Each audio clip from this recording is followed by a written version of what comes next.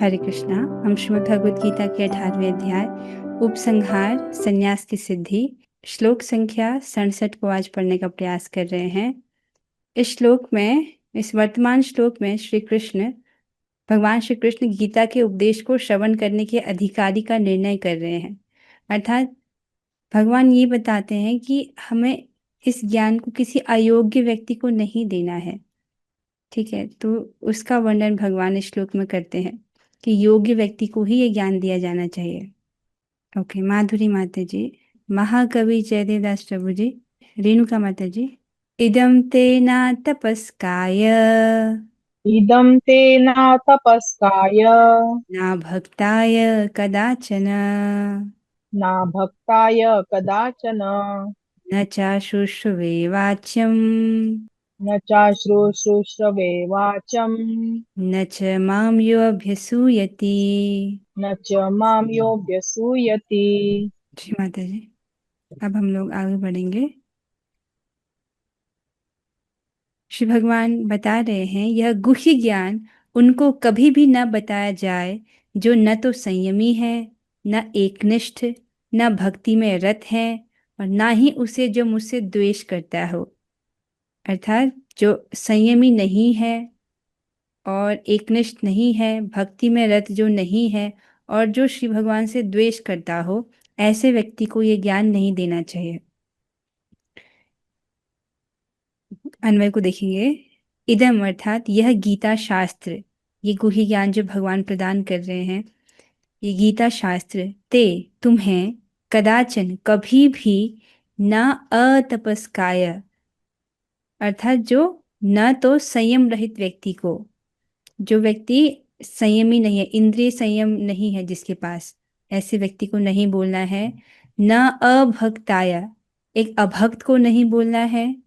न च अशुष्वे, और सेवा विहीन व्यक्ति को, जो सुनना नहीं चाहता है, उसको, जिसको श्रवण करने की इच्छा ही नहीं हो, उसको जाके भगवद गीता नहीं सुनाना है। वाच्यम कहना चाहिए, अर्थात ना तो संयम रहित व्यक्ति, जो संयम रहित व्यक्ति है उसको नहीं बोलना है, अभक्त को नहीं बोलना है, और जो सुनना नहीं चाहता हो ऐसे व्यक्ति को ये गीता शास्त्र का जो ज्ञान है, ये गुह्य ज्ञान, ये नहीं प्रदान करना है।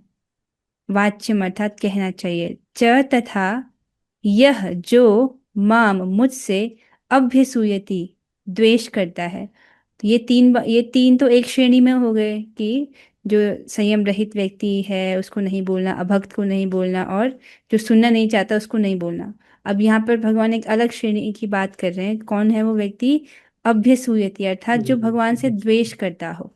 जैसे भगवान भगवत गीता के 10वें अध्याय में अपनी विभूतियों का वर्णन करते हैं ना, कि नदियों में मैं गंगा हूँ। इस प्रकार से भगवान बताते हैं कि वो क्या क्या है। तो जो भगवान से द्वेष करता है वो इस सब बातों में सुन करके उसको लगता है कि भगवान तो अपनी ही बड़ाई कर रहे हैं, इस प्रकार से द्वेष करता है ऐसे व्यक्ति जो है, उसको इससे सुन के लाभ नहीं होगा, अपितु अपराध बन जाएगा उसका, क्योंकि वो भगवान से द्वेष करता है। तो ऐसे व्यक्ति को भी ये ज्ञान नहीं देना है। तस्मै अपि, उसे भी न वाच्यम, नहीं कहना चाहिए, अर्थात जो भगवान से द्वेष करता हो उसको ये ज्ञान नहीं देना है। तो अब हम दो टीकाओं को पढ़ने का प्रयास करेंगे, और एक एक टीका का और तीसरी टीका में एक छोटा सा अंश लिया गया है। टीका वैष्णव आचार्य मुकुटमणि श्रील बलदेव विद्याभूषण द्वारा। तो पहले हम आचार्य की टीका पढ़ रहे हैं। बहुत सुंदर टीका आचार्य पाद ने यहाँ पर दिया है। वे कहते हैं, इस श्लोक में भगवान यह आज्ञा दे रहे हैं कि भगवत गीता की शिक्षा जिसे उन्होंने स्वयं ही दिया है, उसे व्यक्ति को ही देना चाहिए, उसे योग्य व्यक्ति को ही देना चाहिए। एक वर्ड मिसिंग है यहाँ पर, योग्य व्यक्ति को ही देना चाहिए और अयोग्य व्यक्ति को नहीं। ठीक है, तो जो योग्य नहीं है उसको ये ज्ञान नहीं देना है। तुम्हारे द्वारा इस शास्त्र को ऐसे व्यक्ति को नहीं बोला जाना चाहिए जिसकी इंद्रियां संयमित नहीं हो, अर्थात अतपस्काय। ठीक है, जिसकी इंद्रियां संयमित नहीं हो। इसमें शुरुआत से बोला गया है ना कि केवल प्रसाद ही खाना है। तो और जो व्यक्ति अपनी जीवा को संयमित नहीं कर सकता है, वो बाकी इंद्रियों को कैसे संयमित कर पाएगा? तो और हाँ, जो कि जिसकी इंद्रियां संयमित नहीं हो ऐसे को नहीं बोलना, अर्थात अतपस्काय। ठीक है। यद्यपि वह अपनी इंद्रियों संयमित करने में समर्थ हो, तो भी उसे तो भी इसे उस व्यक्ति को नहीं देना चाहिए जिसकी तुम्हारे प्रति भक्ति ना हो, जो कि शास्त्र का शिक्षक है। अर्थात आप किसी व्यक्ति को दे रहे हो, उसकी गीता शास्त्र में तो श्रद्धा है लेकिन आप में श्रद्धा नहीं है, तो ऐसे व्यक्ति को भी नहीं देना है। समझ आ रहा है ये बात? मतलब गीता गीता शास्त्र को वो श्रद्धा से स्वीकार कर रहा है, लेकिन आप में अगर श्रद्धा नहीं हो तो ऐसे व्यक्ति को भी उपदेश नहीं देना है। ठीक है। जिसकी तुम्हारे प्रति भक्ति ना हो, जो कि शास्त्र का शिक्षक है, और मेरे प्रति अर्थात भगवान के प्रति भक्ति ना हो, जिन्होंने शास्त्र का निर्माण किया है, अर्थात अभक्ताय। तो ऐसे व्यक्ति को जो भगवान श्री कृष्ण को भगवान स्वीकार ना करे, ऐसे व्यक्ति को, जो अभक्त है, उसको जो है ये ज्ञान नहीं देना है। ठीक है। तो ये बहुत इंपॉर्टेंट है कि जो भगवान से द्वेष कर रहे हैं ऐसे व्यक्ति को नहीं देना है। यद्यपि उसकी इंद्रियां संयमित हों भी, और उसकी तुम में और मुझ में भक्ति भी हो, तो भी तुम्हें उसे नहीं सिखाना चाहिए यदि उसकी सुनने की इच्छा नहीं हो, अर्थात असशुष्वे। समझ आ रहे हैं यहाँ पर? एक ऐसा व्यक्ति है, अब उसकी इंद्रियां भी संयमित हैं। ठीक है। मतलब वो चार नियमों का पालन कर रहा है, भक्ति की ABCD का बहुत अच्छे से पालन कर रहा है, जो नियम बताए गए हैं उनका अच्छे से पालन कर रहा है, इंद्रियां संयमित हैं उसकी। ठीक है। और आप उसको गीता ज्ञान दे रहे हो, आप में भी श्रद्धा है, आपके प्रति भी आदर बुद्धि है, और भगवान के प्रति भक्ति भी है। ऐसे व्यक्ति को देना चाहिए ना, लेकिन अगर उसकी सुनने की इच्छा नहीं हो तो उसको नहीं देना है। समझ आ रहा है? तो मतलब सामने वाले की सुनने की इच्छा भी होनी चाहिए।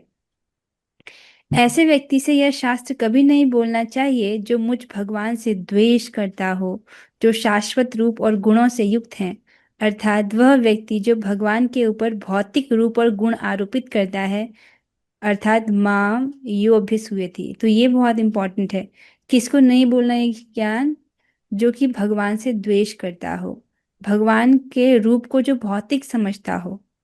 कुछ लोग ऐसे होंगे जो जो भगवान श्री कृष्ण के रूप को भौतिक समझते हैं, इंसान जैसे समझते हैं, जड़ बुद्धि है। ऐसे व्यक्ति को नहीं देना है ज्ञान। ठीक है। भगवान तो इन तीनों गुणों, जो रजोगुण, तमोगुण और तमोगुण, रजोगुण, सतोगुण से परे हैं। उनका जो है वो सच्चिदानंद दिव्य विग्रह है, उसमें कोई अगर ऐसी जड़ बुद्धि करे तो ऐसे व्यक्ति को ये ज्ञान नहीं देना चाहिए। ठीक है। भगवान का कैसा रूप है? शाश्वत रूप है। या जो जो लोग ऐसे सोचते हैं कृष्ण लीला को सुन करके कि भगवान जो है हमारी जैसे इंसानों की तरह देह त्यागते हैं, तो ऐसा भी जो है उसको ज्ञान नहीं देना है। भगवान का रूप शाश्वत है, सच्चिदानंदमय विग्रह है, और उनमें जो भौतिक गुण हैं, तमोगुण, रजोगुण, सतोगुण, इसका स्पर्श भी नहीं है।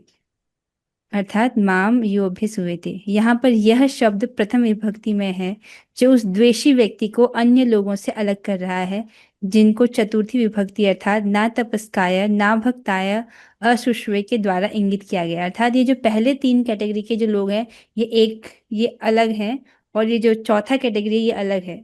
पहले तीन कैटेगरी क्या है? ना तपस्काय अर्थात जो कि इंद्रिय संयमी ना हो ऐसे को नहीं बोलना, ना भक्ताय अर्थात अभक्त को नहीं बोलना है, और अशुष्व था जिसकी सुनने की इच्छा है, उस जिसकी सुनने की इच्छा नहीं है उसको नहीं बोलना। ये तीन तो एक अलग हो गए।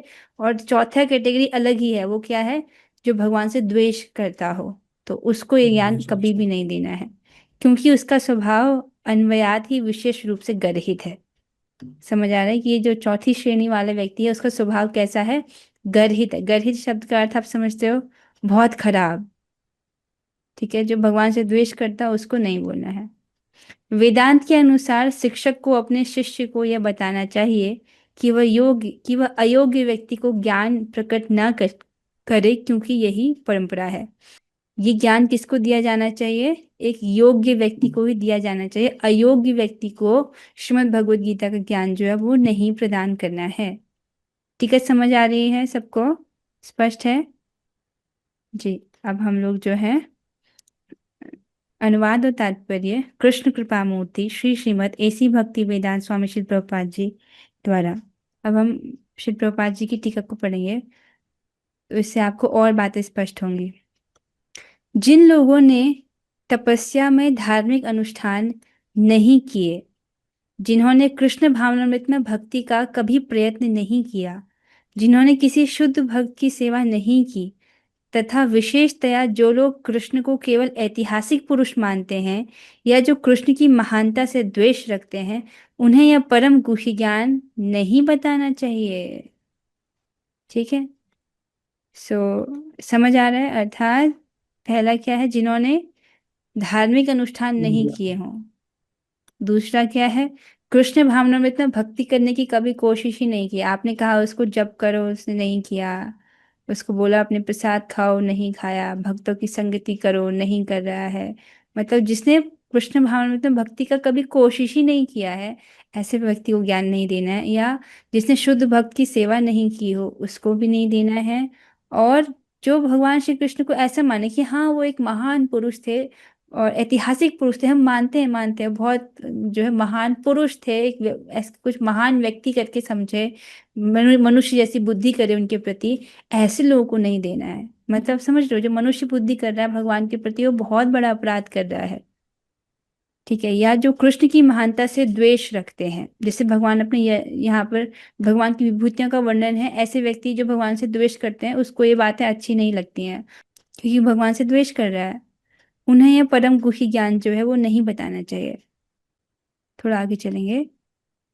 लेकिन कभी कभी यह देखा जाता है कि कृष्ण से द्वेष रखने वाले आसुरी पुरुष श्री कृष्ण की भी पूजा भिन्न प्रकार से करते हैं और व्यवसाय चलाने के लिए भगवत गीता का प्रवचन करने का धंधा अपना लेते हैं।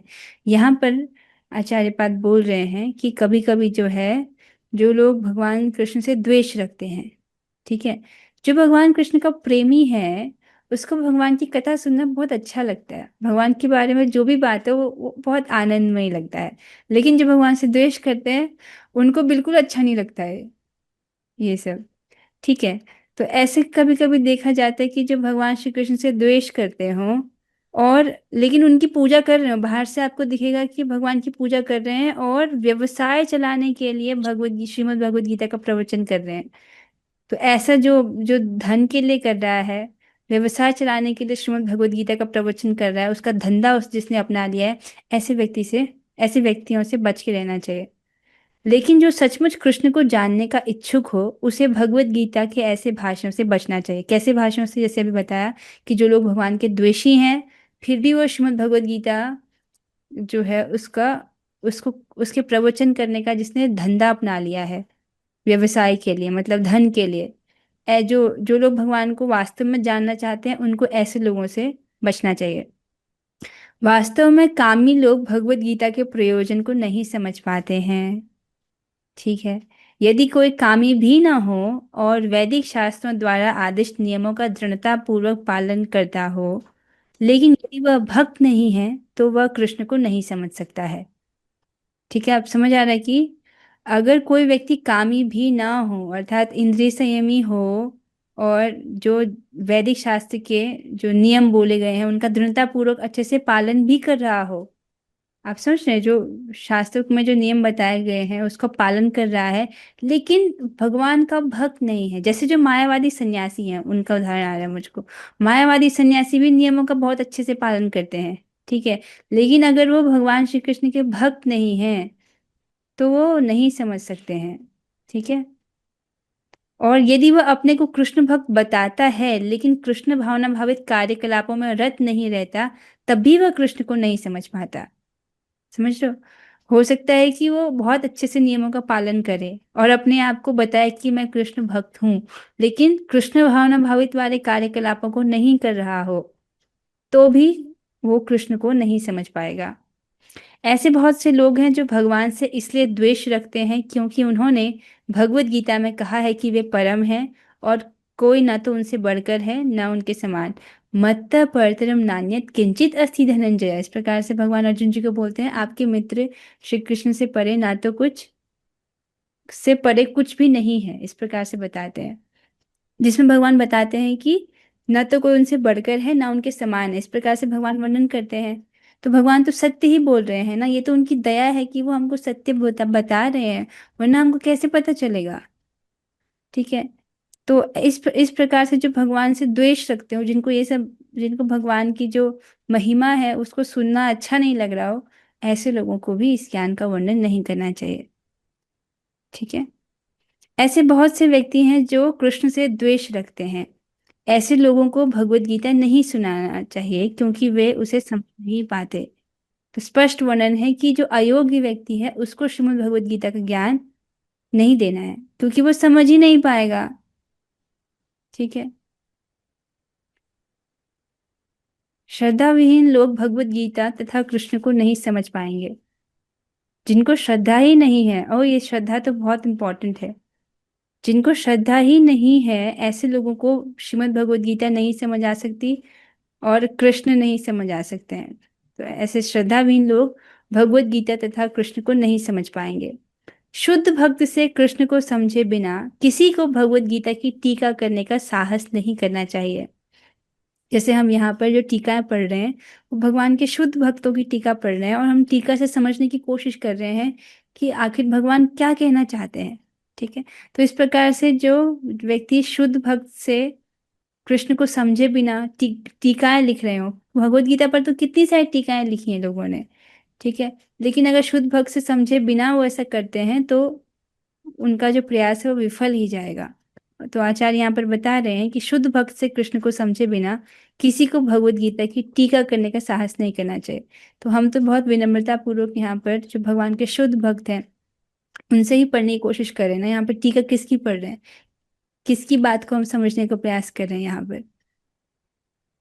आचार्य पाद की टीका ना, आचार्यों की टीका पढ़ रहे हैं, तो ये तो सभी शुद्ध भक्त हैं, ताकि हमको इनकी बात से समझ आए कि भगवान है कौन, भगवान ने भगवद गीता में आखिर क्या ज्ञान कहा है, उसको ठीक से समझने का प्रयास कर रहे हैं। अब यहाँ पर एक कथा रखी गई है। ये कथा का ये जो कथा का वर्णन है इस चित्र में जो दिख रहा है, ये टीका से लिया गया है श्री गौड़ी वैष्णवाचार्य मुकुटमणि श्रीमद् विश्वनाथ चक्रवर्ती ठाकुर जी की टीका से। तो जिसमें वो वर्णन करते हैं, ये ये बहुत अच्छी कथा है। पहले संक्षिप्त में आप इसको सुनिए, फिर हम इसको विस्तार पूर्वक सुनेंगे। एक बार देवताओं के अधिपति इंद्र तथा असुरों के प्रधान विरोचन ब्रह्मा जी के निकट आत्म तत्व का उपदेश श्रवण करने के लिए गए थे। ठीक है, समझ आ रहा है? इन जो देवताओं के राजा हैं और जो असुरों के राजा हैं, दोनों जो है ब्रह्मा जी से आत्म तत्व का उपदेश सुनने के लिए गए। तत्व ज्ञान के उपयुक्त पात्र होने के कारण ब्रह्मा ने इंद्र को तत्व ज्ञान का उपदेश दिया और उन्हें तत्व ज्ञान हुआ भी। किंतु कुपात्र होने के कारण विरोचन ब्रह्मा द्वारा कथित तत्व ज्ञान के उपदेश को हृदयंगम नहीं कर सका। तो जो इंद्रदेव थे वो योग्य पात्र थे, और इसीलिए जो है ब्रह्मा जी ने उनको तत्व ज्ञान दिया और वो उसको समझ पाए। लेकिन जो विरोचन है वो इसके कुपात्र थे, मतलब योग्य व्यक्ति नहीं थे, अयोग्य थे वो, इसलिए वो आत्म तत्व के ज्ञान को नहीं समझ पाए। उन्होंने क्या समझा, विरोचन जी ने क्या समझा, उसने स्थूल शरीर को ही मैं जो विरोचन ने जो है क्या किया, उन्होंने उन्होंने स्थूल शरीर को ही मैं मानकर उसकी ही तुष्टि पुष्टि करना जीवन का सार तत्व समझ लिया। इस प्रकार विरोचन यथार्थ तत्व ज्ञान से वंचित रहा। उसने क्या समझा कि ये जो शरीर है वही आत्मा है, इसी को पोसना चाहिए, इसकी तुष्टि पुष्टि करना चाहिए, इसी को जीवन का सार समझ करके जो वास्तविक आत्म तत्व है वो उससे वंचित रहा। ठीक है। लेकिन जो इंद्रदेव हैं वो इसको समझ पाए। ये तो कथा को संक्षिप्त में यहाँ पर इस चित्र में बताया गया है। अब हम जो है इस कथा को थोड़ा विस्तार पूर्वक पढ़ेंगे तो आपको और समझ आएगा। इंद्र और विरोचन की कथा, वास्तविक आत्मा की खोज। ठीक है। अब आप ध्यानपूर्वक सुनना, बहुत मजेदार ये कथा है। एक समय की बात है, महान ऋषि प्रजापति ने घोषणा की, आत्म अर्थात अहम पाप से मुक्त है, बुढ़ापे, मृत्यु, दुख, भूख और प्यास से रहित है। वह सत्य और संकल्प शक्ति से युक्त है। जो इस आत्मा को जान लेता है वह सभी लोगों को और इच्छाओं की प्राप्ति करता है। तो इस प्रकार से आप जानते हो ये आत्मा के गुणों का वर्णन है कि आत्मा पाप से रहित है, बुढ़ापे से रहित है, मृत्यु से रहित है, दुख भूख और प्यास से रहित है, सत्य है और सत्य संकल्प से और सत्य काम से युक्त है। ठीक है, सत्य और संकल्प शक्ति से युक्त है। इस प्रकार से आत्मा के 8 गुण हैं। तो जो इस आत्मा को जान लेता है वह सभी लोकों और इच्छाओं की प्राप्ति करता है। ल- ऐसा सुना, ऐसा घोषणा किया किसने? महान ऋषि प्रजापति ने ऐसी घोषणा किया। यह सुनकर देव और असुर दोनों जिज्ञासु हो गए और आत्मा के सच्चे स्वरूप को जानना चाहते थे। तब जब इस प्रकार की घोषणा किया प्रजापति जी ने, क्या कि जो इस आत्मा को जान लेता है वह सभी लोकों और इच्छाओं की प्राप्ति करता है। ठीक है, ऐसा सुनकर जो देवता हैं वो बहुत जिज्ञासु हुए और जो असुर हैं वो भी बहुत जिज्ञासु हुए। ठीक है, और वो जानना चाहते थे कि आत्मा का सच्चा स्वरूप है क्या। ठीक है, उन्होंने अपने अपने नेता इंद्र अर्थात देवताओं के राजा और विरोचन असुरों के राजा को प्रजापति से ज्ञान प्राप्त करने के लिए भेजा। समझ आ रहा है ये? देवताओं ने अपने राजा को भेजा अर्थात इंद्रदेव को, और असुरों ने अपने राजा अर्थात विरोचन को भेजा इस ज्ञान को प्राप्त करने के लिए। ठीक है, प्रजापति ब्रह्मा जी के पास। इंद्र और विरोचन दोनों 32 वर्ष तक प्रजापति के आश्रम में रुके और तपस्या की। तब प्रजापति ने उन्हें बताया, आत्मा वही है जिसे तुम दर्पण में देखते हो। तो आप समझ रहे हो, 32 साल तक वे आश्रम में रहे। 32 साल के बाद उनको ये ज्ञान दिया गया कि आत्मा वही है जिसे तुम दर्पण में देखते हो। ठीक है, अब विरोचन इस उत्तर से संतुष्ट होकर चले गए। उन्होंने सोचा कि शरीर ही आत्मा है। वे असुरों के पास लौटे और उन्हें सिखाया कि शरीर को सजाना, संवारना और उसकी देखभाल करना ही परम ज्ञान है। इस प्रकार असुर भौतिक सुखों में ही आत्मा का अस्तित्व मानकर रह गए और सच्चे ज्ञान से वंचित हो गए। लेकिन इंद्र संतुष्ट नहीं थे। रास्ते में उन्होंने विचार किया, यदि शरीर ही आत्मा है तो मृत्यु के साथ वह समाप्त हो जाता है। यह शाश्वत सत्य नहीं हो सकता। इसीलिए वह पुनः इसीलिए वे पुनः प्रजापति के पास लौटे और गहरे ज्ञान की खोज की। आपको समझ आ रहा है ये? तो विरोचन जी जो है वो इसी उत्तर से संतुष्ट हो गए कि आत्मा वही है जिसको तुम दर्पण में देखते हो। तो कौन दिखता है दर्पण में? अपना शरीर दिखाई देता है। तो विरोचन ने सोचा कि शरीर ही जो है वो आत्मा है, इसी को सजाना संवारना, इसको तुष्टि पुष्टि करना, यही जो है आत्म तत्व का ज्ञान है। अब लेकिन इंद्र से संतुष्ट नहीं हुए तो दोबारा से प्रजापति के पास गए। तो फिर क्या हुआ? इसके बाद उन्होंने बताया, आत्मा वह है जो, एक मिनट, एक स्लाइड छूट रही है। हाँ, तो जब यहाँ पर इंद्र दोबारा से लौटते हैं प्रजापति ब्रह्मा जी के पास, तब ब्रह्मा जी उनको बताते हैं कि आत्मा वह है जो स्वप्न में अनुभव करता है। ठीक है, क्या है आत्मा? क्या बताया इस बार उन्होंने कि आत्मा वो है जो स्वप्न में अनुभव करता है। जब व्यक्ति सोया रहता है उस समय तो शरीर तो सोया रहता है ना, तो ऐसे में जो स्वप्न में जो अनुभव करता है वो आत्मा है। इंद्र यह जानकर चले गए, लेकिन फिर सोचा, स्वप्न में भी हम दुख और भय का अनुभव करते हैं, यह अंतिम सत्य कैसे हो सकता है? ठीक है, उन्होंने सोचा, अगर स्वप्न में जिस जो अनुभव करता है वही आत्मा है, तब तो स्वप्न में हम दुख का भी अनुभव करते हैं। कभी कभी आए हैं आपको डरावने सपने, दुख का और भय का अनुभव करते हैं। तो उन्होंने सोचा ये अंतिम सत्य कैसे हो सकता है। वे फिर से लौटे और इस बार प्रजापति ने फिर उन्हें फिर से 32 वर्ष तक रुकने को कहा। तो प्रजापति जो है अर्थात प्रजापति ब्रह्मा जी, उन्होंने उससे कहा, ठीक है मैं बताऊंगा, लेकिन तुम 32 साल और जो है आश्रम में रुको। तो 32 साल तक वो वापस से आश्रम में रुकते हैं और उसके बाद उनको सिखाया कि आत्मा वह है जो गहरी निद्रा में होता है, जहाँ कोई अनुभव नहीं होता। क्या बताया इस बार?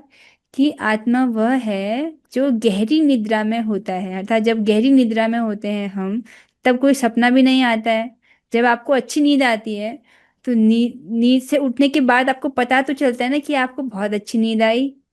अनुभव तो होता है ना कि वो अनुभव करने वाला कौन है, जिसको गहरी नींद में, जिसको समझ आ रहा है कि नींद अच्छी थी। तो वही बता रहे हैं कि आत्मा वह है जो गहरी निद्रा में होता है, जहां कोई अनुभव नहीं होता। इंद्र पहले तो संतुष्ट हो गए। इस उत्तर को सुनने के बाद इंद्र जो है वो संतुष्ट हो गए। लेकिन उन्होंने फिर से सोचा, गहरी निद्रा में आत्मा कुछ भी नहीं जानता, ये सच्चा आत्मा कैसे हो सकता है। जब गहरी निद्रा में होते हैं तब कुछ जानते हैं, तब तो कोई ज्ञान नहीं रहता है। तो उन्होंने सोचा ये सच्चा आत्मा कैसे हो सकता है। तो वो फिर इस उत्तर से संतुष्ट नहीं हुए। फिर दृढ़ संकल्पित होकर वे फिर लौटे, फिर से प्रजापति के पास आए। उनके इस उत्तर से वो संतुष्ट नहीं हुए। प्रजापति उनकी जिज्ञासा से प्रसन्न हुए। ठीक है, और उन्हें 5 और वर्ष रुकने को कहा। ठीक, अब 5 साल वो और रुके उनके आश्रम में। इस प्रकार कुल 101 वर्षों की साधना के बाद प्रजापति ने इंद्र को परम सत्य का ज्ञान दिया। तो इस प्रकार से जो है 32 32 32 और फिर इस प्रकार से जो है वो, और फिर 5 वर्ष, अर्थात टोटल मिलाकर के 101 वर्षों तक के लिए जो रहे। 101 वर्षों की साधना के बाद प्रजापति ने इंद्र को परम सत्य का ज्ञान दिया। अब क्या ज्ञान दिया वो, इतना इतने वर्षों की साधना के बाद उन्होंने कहा, आत्मा न तो शरीर है, न ही स्वप्न, न ही गहरी निद्रा। वह शुद्ध चेतना है जो न दुखी होता है, न क्षीण होती है। जो इस आत्मा को पहचान लेता है वह अमरता और परम आनंद को प्राप्त करता है। इस प्रकार से 101 सालों की साधना के बाद उन्होंने वास्तविक ज्ञान इंद्र को प्रदान किया। ठीक है, क्या है, आत्मा न तो शरीर है, न ही स्वप्न, न ही गहरी निद्रा, और वह शुद्ध चेतना है जो न दुखी होती है, न क्षीण होती है। जो इस आत्मा को पहचान लेता है वह अमरता और परमानंद को प्राप्त करता है। अब इंद्र पूर्ण रूप से ज्ञान प्राप्त कर चुके थे। वे देवताओं के पास लौटे और इस दिव्य ज्ञान को बताया। तो जिसको भगवान भगवत गीता के दूसरे अध्याय में भी वर्णन करते हैं, आत्म तत्व का ज्ञान देते हैं। असुर जो भौतिकता में ही आत्मा का अस्तित्व मान बैठे थे, अज्ञान में ही रह गए। लेकिन देवता इस सच्चे आत्मज्ञान को अपनाकर मोक्ष को प्राप्त कर सके। असुर जो है वो अज्ञान में ही रहे कि शरीर ही आत्मा है, उसी को उन्होंने जो है सत्य मान के बैठ गए, वो अज्ञान में ही रह गए। लेकिन जो देवता हैं उन्होंने इस सच्चे आत्मज्ञान को स्वीकार किया, और इस प्रकार वो मोक्ष को प्राप्त कर सके। तो आप लोगों को कथा समझ आई? इससे क्या समझ आया, इस कहानी का सार क्या है, कि जो अयोग्य व्यक्ति है, जैसे इस कथा में जो विरोचन थे वो कुपात्र थे, उनको ये ज्ञान नहीं देना चाहिए क्योंकि उनको समझ ही नहीं आएगा। जो योग्य व्यक्ति है, जैसे इस कथा में इंद्र जी जो थे वो योग्य व्यक्ति हैं, तो उनको ज्ञान जो है वो समझ आता है। ठीक है, बहुत सुंदर ये श्लोक था जिसमें भगवान वर्णन करते हैं कि किनको ये ज्ञान नहीं देना चाहिए। हमारे पास कुछ और समय है, मैं सोच रही हूँ कि अगला वाला श्लोक भी ले लिया जाए। तो पहले हम श्लोक की कुछ आवृत्ति करेंगे। हम श्लोक संख्या 68 को भी आज देखने का प्रयास कर रहे हैं, पढ़ने का प्रयास कर रहे हैं। पायल लता माता जी। य इदं परमं गुह्यं यः इदं परमं गुह्यं मद्भक्तेष्व अभिधास्यति, मद्भक्तेष्वभिधास्यति भक्तिं मयि परां कृत्वा भक्तिं मयि परां कृत्वा मामे वैश्यत् असंशयः। मामे वैश्यत्य असंशयः। Shri Mata thank ji. You. Shri भगवान इस श्लोक में कह रहे हैं, जो व्यक्ति भक्तों को यह परम रहस्य बताता है वह शुद्ध भक्ति को प्राप्त करेगा और अंत में वह मेरे पास वापस आएगा। कितना सुंदर वरदान भगवान यहाँ पर दे रहे हैं, क्या, कि जो व्यक्ति भक्तों को यह परम रहस्य, अर्थात ये भगवत गीता का गुह्य ज्ञान, भगवत गीता का जो परम रहस्य है, इस ज्ञान को जो बताता है, किसको, भगवान के भक्तों को। अभक्तों को नहीं बताना है, वो पिछले श्लोक में भगवान ने वर्णन कर दिया, लेकिन जो भगवान के भक्तों को बता रहा है, तो उसके लिए क्या आशीर्वाद है कि वह शुद्ध भक्ति को प्राप्त करेगा और अंत में वह मेरे पास वापस आएगा, अर्थात भगवान के पास वापस आएगा। अन्वय को देखेंगे, यह जो परमम गुह्यम, परम गुह्य, इमम, यह यह गीता शास्त्र मद भक्तेषु, मेरे भक्त के समीप, अभिधास्यति, उपदेश करेंगे, सह, वे, मई, मुझ में, पराम भक्ति, पराभक्ति, कृत्वा, कर, अर्थात ऐसे जो लोग जो इस परम गुह्य ज्ञान को भगवान के भक्तों के समीप कहते हैं, उनको बताते हैं, तो उसको भगवान में पराभक्ति की प्राप्ति होगी। ठीक है, शुद्ध भक्ति की प्राप्ति होगी। असंशय अर्थात संशय शून्य होकर के, इसमें कोई भी संदेह की बात नहीं है। मामेव एष्यति अर्थात मुझे ही प्राप्त होंगे, और वो भगवान को ही, भगवान के पास ही वापस जाएंगे, उनको ही प्राप्त होंगे। ठीक है, एक छोटा सा पॉइंट यहाँ पे नोट करने की बात है। भगवान परम गुह्यम ज्ञान की बात कर रहे हैं, तो श्रीमद् भगवद गीता में भी ज्ञान इस प्रकार से बताया गया, गुह्य ज्ञान, गुह्यतर ज्ञान और गुह्यतम ज्ञान। ठीक है, आपको याद होगा गुह्य ज्ञान क्या है? ब्रह्म का ज्ञान गुह्य ज्ञान है। गुह्यतर ज्ञान क्या है? परमात्मा का ज्ञान। और फिर गुह्यतम ज्ञान क्या है? पूर्ण पुरुषोत्तम भगवान का ज्ञान, अर्थात पूर्ण पुरुषोत्तम भगवान की अनन्य भक्ति करना। ठीक है, पूर्ण पुरुषोत्तम भगवान श्री कृष्ण की अनन्य भक्ति करना, ये ज्ञान का गुह्यतम अंश है।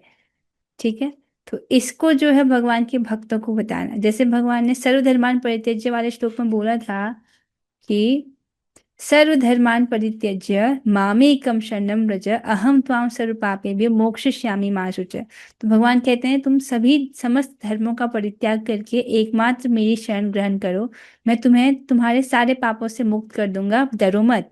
इस प्रकार से भगवान ने बोला समस्त धर्मों का त्याग करो, अर्थात ये जो मैंने तुमको पहले ये सांख्य योग का ज्ञान दिया, ठीक है, उसके बाद भगवान ने निष्काम कर्म योग बताया, उसके बाद भगवान ने जो है अष्टांग योग की विधि बताई, इनको त्याग करके, वर्णाश्रम धर्म को त्याग करके और देवी देवताओं की उपासना को त्याग करके जो है तुम एकमात्र मेरी शरण ग्रहण करो। भगवान ने इस प्रकार से गीता का अंतिम उपदेश दिया है, ये एकमात्र मेरी शरण ग्रहण करो तो मैं तुम्हें तुम्हारे सारे पापों से मुक्त कर दूंगा, डरो मत। ठीक है, तो इस प्रकार से जो ये ज्ञान भगवान की भक्तों को प्रदान करता है, उसको शुद्ध भक्ति की प्राप्ति होगी और अंत में वो भगवान के पास वापस लौटेगा। तात्पर्य पढ़ेंगे।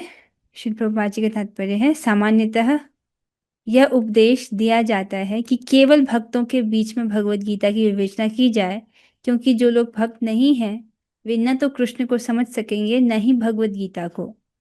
जो लोग कृष्ण को तथा भगवत गीता को यथारूप में स्वीकार नहीं करते, उन्हें मनमाने ढंग से भगवत गीता की व्याख्या करने का प्रयत्न करने का अपराध मोल नहीं लेना चाहिए। इसको समझिए। तो जनरली प्रभुपाद जी समझा रहे हैं कि ये जो उपदेश है, ये जनरली ये बताया जाता है कि केवल भक्तों के बीच में हमको भगवत गीता का ज्ञान जो है वो उस पर चर्चा करनी चाहिए। क्यों? क्योंकि जो लोग भगवान के भक्त नहीं हैं वो ना तो भगवत गीता को समझ पाएंगे ना ही वो कृष्ण को समझ पाएंगे।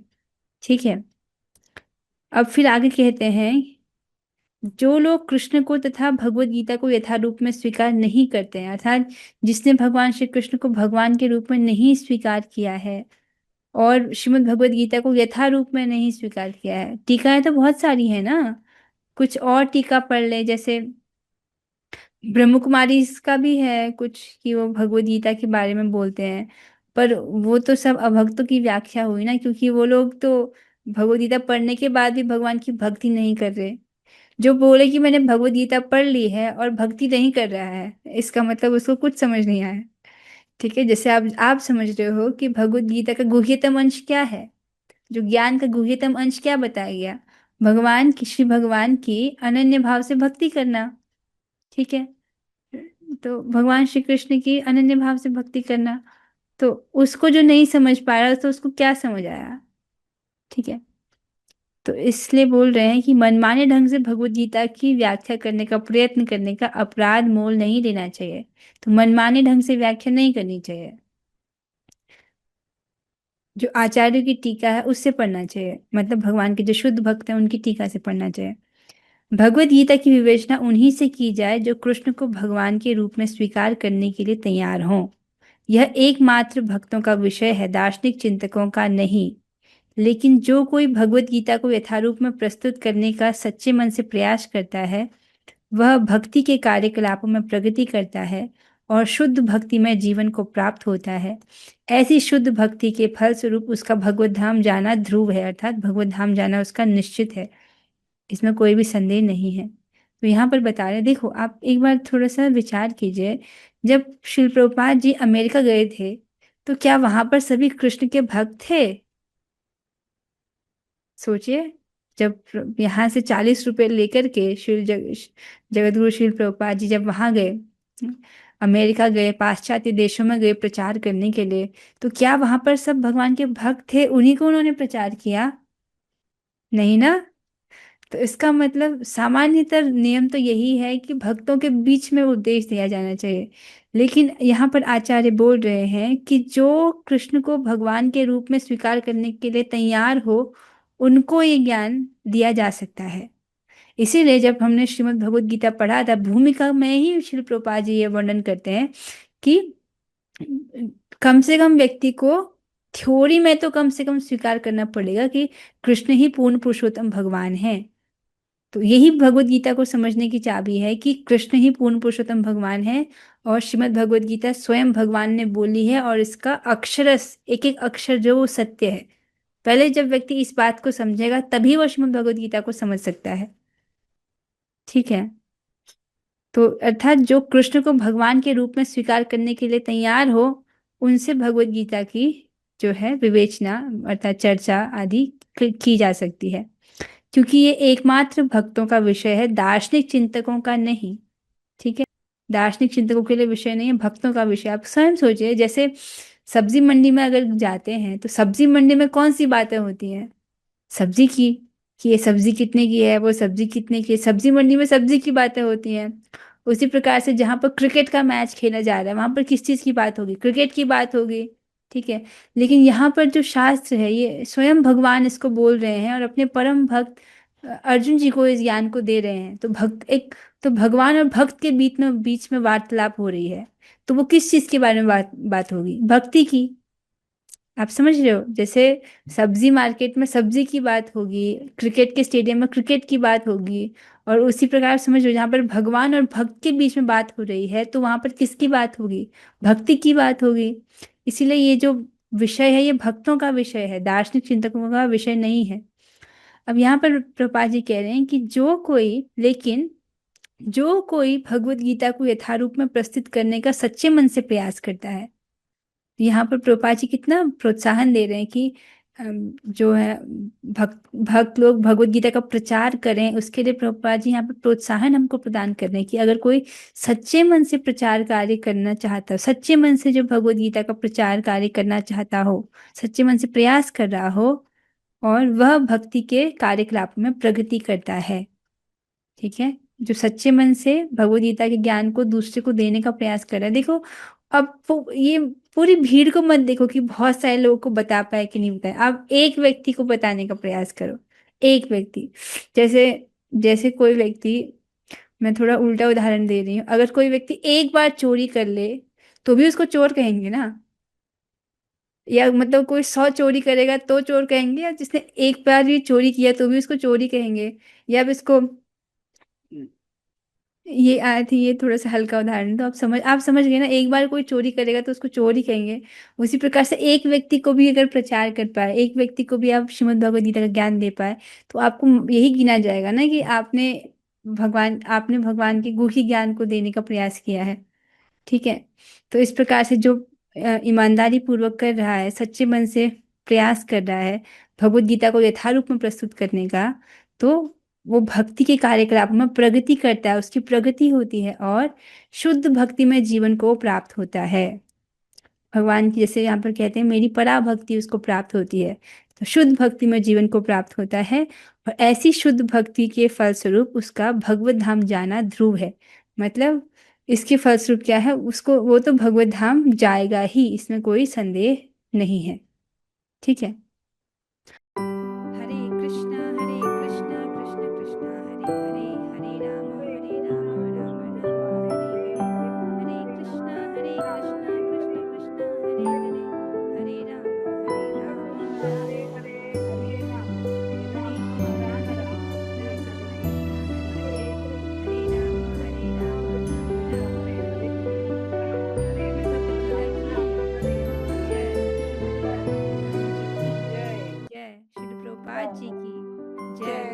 रामाचार्य श्री हरिदास ठाकुर की जय, जय राम वृंदावन की जय, जय। पुरुषोत्तम मास की जय। जय All goes to Shri Gauranga Gauranga. Hare Krishna. हरे कृष्णा हरि बोल। थैंक यू माता जी। Hare Krishna.